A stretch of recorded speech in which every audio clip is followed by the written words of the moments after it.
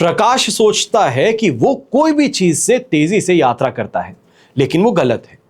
कोई फर्क नहीं पड़ता कि प्रकाश कितनी तेजी से यात्रा किया है, वो हमेशा पाता यही है कि अंधेरा पहले से वहां पहुंच चुका है, उसकी प्रतीक्षा कर रहा है। पेड़ की शाखा पर बैठा पंछी कभी भी डाल हिलने से नहीं घबराता है, क्योंकि वो डाली पर नहीं, अपने स्वयं के पंखों पर भरोसा करता है। देश विदेश से देख रहे सभी दर्शकों को मेरा प्यार भरा नमस्कार। मैं हूं मोहित कमल श्रीमाली और आप सभी का स्वागत करता हूं आपके अपने चैनल पर और अक्षय तृतीया के इस विशेष एपिसोड में। हर कोई ये बात जरूर करता है कि आज के दिन सोना खरीदिए, इस जगह पर इन्वेस्टमेंट्स कीजिए, आप ये खरीद लीजिए। पर जो सोना नहीं खरीद सकता, क्या उसका लक्ष्मी पर अधिकार नहीं है? मुद्दे की बात यह है कि पैसों के अभाव में जो सोना नहीं खरीद सके, वो क्या खरीदे? आखिरकार माता लक्ष्मी का आशीर्वाद हम सभी को मिलना चाहिए, पर आपको चिंता नहीं करनी है।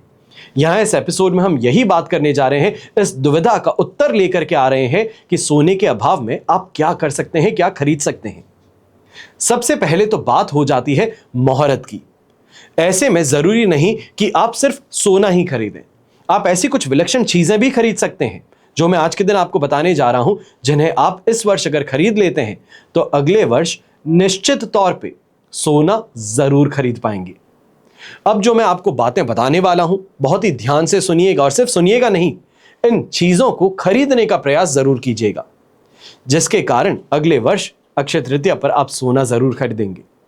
हर इंसान अपनी जिंदगी में सुख समृद्धि हो, मान सम्मान के लिए बहुत प्रयास करता है। हर इंसान माता लक्ष्मी के आशीर्वाद प्राप्त करने के लिए इसके लिए आज काफी चीजों की खरीदारी करेगा। पर ऐसे में आप क्या खरीद सकते हैं, उसकी जानकारी मैं देने वाला हूं। सबसे पहले धर्मशास्त्रों के अनुसार माता लक्ष्मी को कौड़ियां बेहद प्रिय हैं। ऐसे में अक्षय तृतीया के अवसर पर कौड़ियां खरीदकर माता लक्ष्मी के चरणों में अर्पित कर दीजिएगा। साथ ही इस दिन माता लक्ष्मी की विधि विधान से पूजा करें और अगले दिन जो कौड़ियां हैं इनको लाल कपड़े में लपेट करके अपनी अलमारी में आप जरूर रखवाएं। और खास तौर पे अगर आप शादीशुदा हैं तो अपनी गृह लक्ष्मी के हाथों से रखवाएं, तो इसके कारण जहां भी आप इस कौड़ियों को रखेंगे वहां पैसा अवश्य इकट्ठा होगा। दूसरा, जो सबसे ज्यादा महत्वपूर्ण कहा जाता है, मान्यता है कि अक्षय तृतीया के दिन यदि सोना ना खरीद पाए तो जौ जरूर खरीद सकते हैं। शास्त्रों की माने तो जौ खरीदना भी सोने खरीदने जैसा ही शुभ माना जाता है और इस दिन खरीदे गए इस जौ को भगवान विष्णु के चरणों में अर्पित कर दीजिए। फिर लाल कपड़े में बांधकर अपनी अलमारी आप जहां पर भी पैसे रखते हैं वहां रख दीजिए। घर में धन दौलत की बढ़ोतरी होनी शुरू हो जाएगी। तीसरा, जो मैं यहां पे आपको सामग्री बताने जा रहा हूं, यह अवश्य ही थोड़ी महंगी जरूर होगी, पर इसका प्रभाव उतना ही कारगर है जितना बाकी सबका।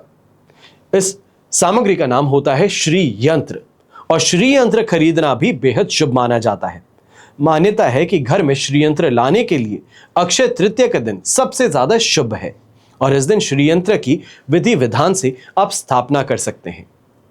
फिर अक्षय तृतीया के दिन आप दक्षिणावर्ती शंख भी खरीद सकते हैं और दक्षिणावर्ती शंख माता लक्ष्मी को बेहद प्रिय है। कहा जाता है कि इसे घर में रखने से हमेशा सुख समृद्धि का वास उस घर में बना रहता है। और अक्षय तृतीया का सबसे महत्वपूर्ण जो सामग्री कही जाए, जिसके खरीदे बिना अक्षय तृतीया अधूरी रह जाती है, आखा तीज अधूरी रह जाती है, वो है घड़ा। घड़ा अगर आप खरीदते हैं तो सबसे ज्यादा शुभ माना जाता है। घड़ा खरीद करके घर में रखना और शरबत से भरकर उसे दान करना दोनों ही शुभ माना जाता है। अब सुन ही लिया है तो जल्दी से जल्दी बाहर जाकर के इन्हें खरीदने का प्रयास कीजिए। उचित लगे तो इसकी खरीदारी करके आप लोगों में भी बांट सकते हैं। प्रयास हमारे हाथों में है और उसमें हम कोई भी कमी नहीं छोड़ना चाहेंगे। हमेशा की तरह आप सभी के लिए प्रार्थना यही करता हूं, क्योंकि आपको अपना परिवार मानता हूं और प्रयास यही रहता है, प्रार्थना यही रहती है कि आपका और हमारा परिवार सदैव सुखी रहे, संपन्न रहे, सुरक्षित रहे और स्वस्थ रहे। घर परिवार में बड़े बुजुर्गों का साथ और आशीर्वाद हमेशा हम पर बना रहे। जय श्री राम एवं जय हिंद।